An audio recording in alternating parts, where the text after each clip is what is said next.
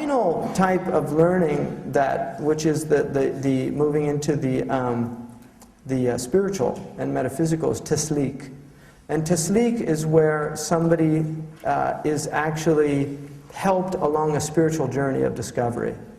And this discovery is the discovery of the purpose of their life, and then also how to come to know their Lord. And this is at the center of the Islamic tradition of ma'rifah of Allah subhanahu wa ta'ala. And tasleek historically, was the realm of tasawwuf. There's two aspects to it. One, I know some things intellectually about it, but I don't other than that, and that's why you don't talk about it. But the one that is of more interest to me is the behavioral aspects of spiritually aligning oneself with the Sharia of Allah subhanahu wa ta'ala. And this is something that relates to inward fiqh. There's outward rules, but then there's a fiqh of the batin. For instance, Allah says, الَّذِينَ هُمْ فِي صَلَاتِهِمْ خَاشِعُونَ. So khushu' is an internal state. It's not something that's taught in the books of fiqh. You don't have bab al-khushu'. You have like arkan al-salah, you have fara'id al-salah, sunan al-salah, the mandubat, the makruhat. That's what you learn. So if Allah describes the people of prayer as people of khushu', then understanding what khashya is, what it means to have khushu'. And the Prophet said, أَوَّلُ عِلْمٍ يُرْفَعْ الْخُشُوع. There's another hadith, أَوَّلُ عِلْمٍ يُرْفَعْ الْفَرَائِض. The first knowledge to go is the laws of inheritance. And in another hadith, the first knowledge to go is khushu', is this awe, this experience of God that's direct in the prayer. The way that ulama deal with those two hadiths is they say the first of the outward sciences to go is the inheritance laws. The first of the inward science to go is the khushu'. So learning, there are exercises, there are things to do that are beneficial even for young people to do them at an early age. Getting children in a stronger state of presence in their prayer and things like this. So there's much from our classical tradition that we can derive immense benefit from. We have many, many extraordinary manuals on childhood rearing and education written by some of the really greatest scholars.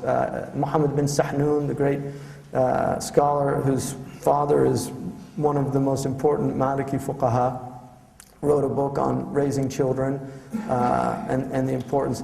If there's one single thing that I would like to leave with everybody, it is that punitive child rearing is probably the single most harmful thing that exists in the Muslim world today.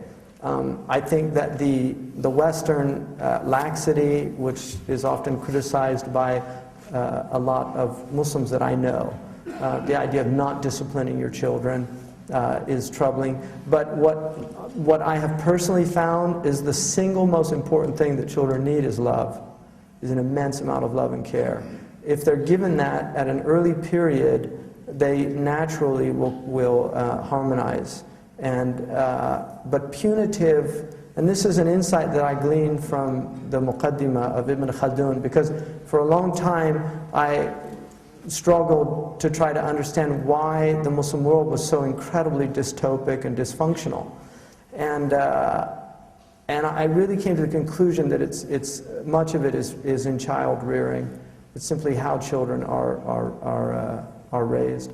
What Ibn Khaldun said is that when punitive measures are used on children, they become, he said that they learn deceit, hypocrisy, laziness. And you can see the section, it's in the section on education. There's a good translation by Franz Rosenthal. It's really worth looking at and thinking about. He said that when children are punished physically with abuse, he said they'll do anything to avoid pain. And so they become duplicitous and they begin to lie. And he said also that leads to this laziness and lethargy in their character. it's very important. One of the most extraordinary aspects of these giants that taught child rearing is they were all in agreement that you should never punish a child in front of other children. That humiliation is one of the worst things that you can do to a child. Dickens in David Copperfield says that, you know, a slight injustice to a little child is like a great injustice to an adult, because in the child's world, a rocking horse is like a great Clydesdale. You know, they're living in a very different world from us, and we can easily become that ogre of the fairy tales, the giant that symbolizes everything that's frightening in the world. And so really making sure that our children are raised in environments which there's no humiliation.